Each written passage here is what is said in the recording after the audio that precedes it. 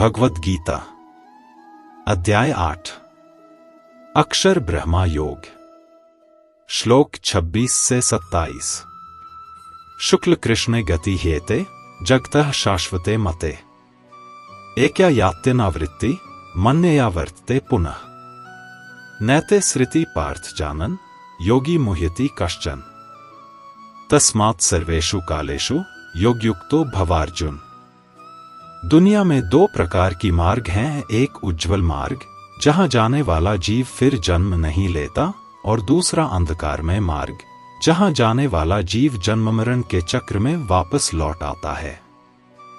हे अर्जुन, इन दोनों मार्गों को जान लेने वाला योगी कभी भ्रम में नहीं पड़ता।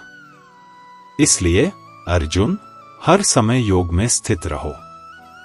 श्री कृष्ण अब अर्जुन को पिछले सभी श्लोकों का सार एक ही सूत्र में समझाते हैं। वे कहते हैं कि आत्मा इस संसार से जाते समय दो शाश्वत मार्गों में से एक को पकड़ती है। पहला है शुक्ल मार्ग, उजाले का मार्ग। यह मार्ग उन लोगों का होता है जिनके मन में पवित्रता, भक्ति, स्पष्टता और आंतरिक प्रकाश होता है। यह किसी बाहरी क्रिया से नहीं बनता, बल्कि जीवन भर की साधना से मन में जो प्रकाश जमा होता है वही अंतिम क्षण में आत्मा को ऊपर की ओर ले जाता है। जो जीव ऐसे मन से शरीर छोड़ता है वह सीधे मुक्ति की ओर बढ़ता है और फिर जन्म मरण के चक्र में नहीं लौटता। यह ऐसा है जैसे कोई व्यक्ति लंबे अंधेरे जंगल से निकलकर अचानक खुले साफ रास्ते पर पहुंच जाए, जहां अब लौटने या भटकने की कोई जरूरत नहीं होती। दूसरा है कृष्ण मार्ग, अंधकार का मार्ग। यह दंड का मार्ग नहीं, बल्कि उन आत्माओं का रास्ता है जिनके भीतर अभी भी इच्छाएं, डर, मोह और अधूरी सीख बाकी है। उनका आंतरिक दीपक अभी पूरा नहीं जला है, इसलिए उनकी यात्रा अधूरी रहती है। ऐसे जीव वापस संसार में आते हैं ताकि अनुभवों से सीखें, विकास करें, सुधारें, प्रेम करें और फिर से दिव्यता की ओर बढ़े। श्री कृष्ण अर्जुन को समझाते हैं कि ये दोनों मार्ग आकाश, ऋतु या दिन रात से नहीं तय होते, बल्कि मन की अवस्था से तय होते हैं। जैसा मन जीवन में बना रहता है, वैसा ही मार्ग मृत्यु के समय सामने आता है। जो मन शांत, निर्मल, समर्पित और ईश्वर भाव से भरा है, वह स्वभाव से उजाले के मार्ग पर जाता है।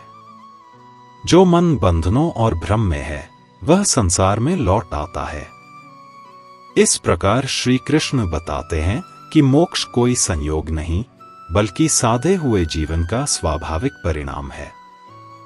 आगे बढ़ते हुए श्री कृष्ण अर्जुन को याद दिलाते हैं कि उन्होंने दो दिव्य मार्ग बताए थे, एक उजाला जहां से आत्मा वापस नहीं आती और दूसरा अंधकार जहां से आत्मा फिर जन्म लेती है।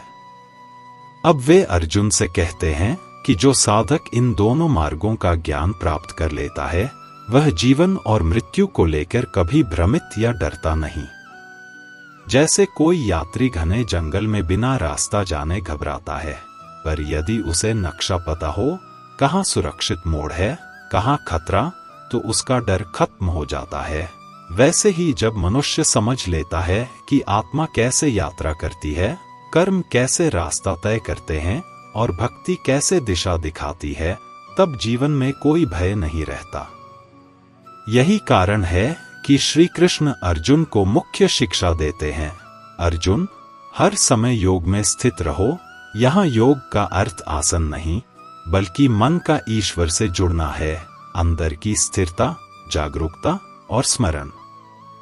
ऐसा व्यक्ति इस चिंता में नहीं रहता कि मृत्यु के बाद कौन सा मार्ग मिलेगा, क्योंकि उसका वर्तमान जीवन ही उसे धीरे धीरे मुक्ति की ओर ले जा रहा होता है।